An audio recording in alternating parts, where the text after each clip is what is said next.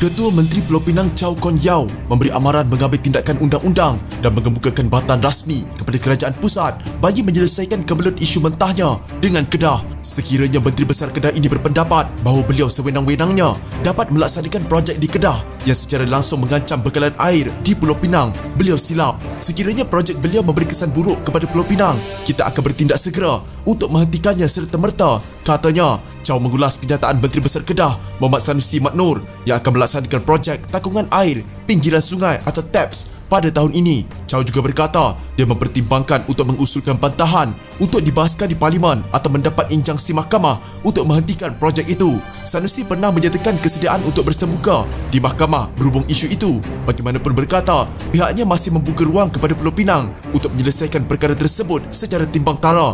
Kedah sedang merancang beberapa projek yang dijangka memberi impak terhadap aliran Sungai Muda yang pada masa ini menjadi sumber air mentah Pulau Pinang. Dilaporkan projek-projek tersebut untuk menakung air bagi menstabilkan paras air Sungai Muda sewaktu musim kemarau.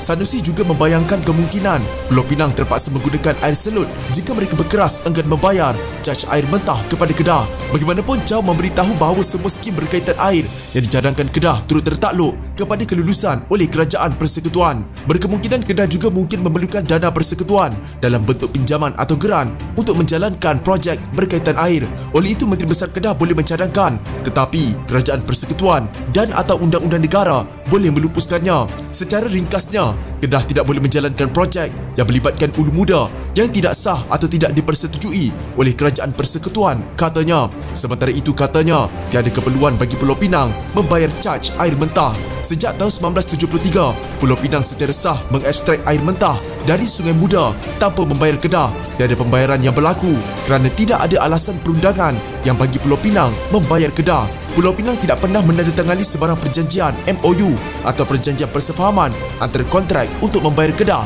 katanya.